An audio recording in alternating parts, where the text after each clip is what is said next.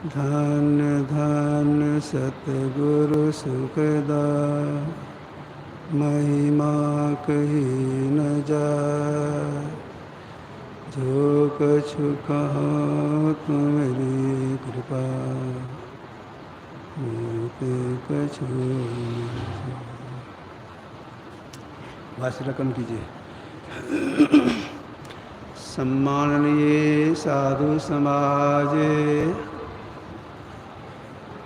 धर्म प्रेमी सज्जनों, माताओं एवं बहनों, समय तो समाप्त है।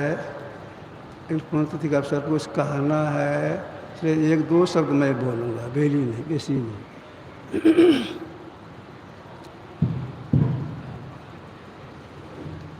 किसी भी संस्मरण को अगर ठीक से आप जानकारी लेना चाहते हैं, महर्षि में दिनचर्या उपदेश में पढ़ लेंगे, संशोधन हो जाएगा। एक बात। दूसरी बात,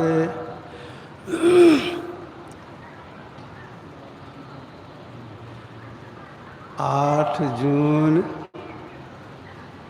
रविवार का दिन था। भाष कम कीजिए।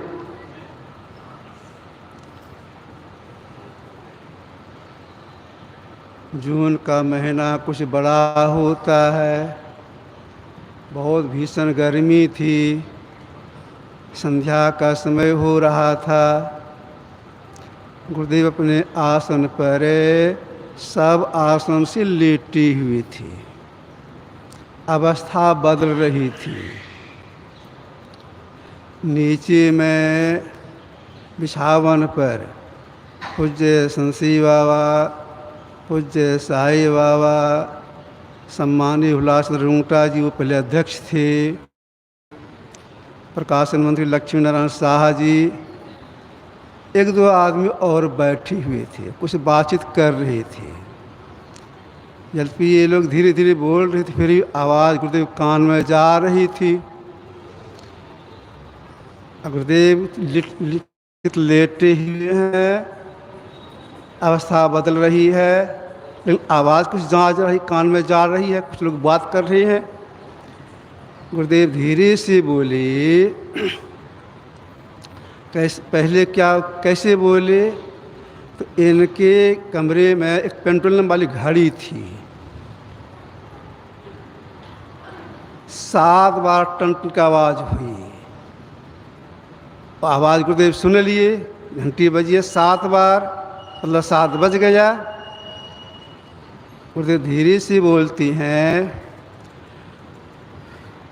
ध्यान करने का समय है, जाइए सब लोग ध्यान कीजिए। यह आदेश हो गया।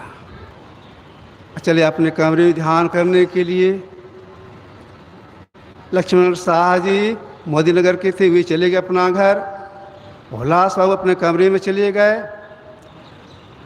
कुछ संसी बाबा वहाँ से उठे, बरामदे पर टहलने लग गए। इधर गुरुदेव अपने को समेटने लग गए,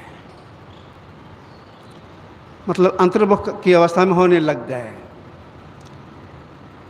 होती होती समय बीत रहा है। लगभग 9:45 बजा रात। तो एकाएक उर्ध श्वास चला। अब मैं भी खड़ा होकर के चेहरे को देख रहा था, इसलिए चेहरे पर मच्छर नहीं बैठ जाए, बल्ब जल रहा था। इसके बाद धीरे धीरे अवस्था और बदल गई। तो मेरे में बात आई, अवस्था बिल्कुल बदल गई। इतने में पुष्पंसी व आगे कमरे में, क्यों खिड़की खुली थी, केवाड़ी खुला था। हम क्या कि दाहिने हाथ को ऐसे उल्टा करके कंक से नाक किस्म में रखे, तो श्वास उनका बंद था। मैंने बाबा से कहा श्वास बंद हो गई।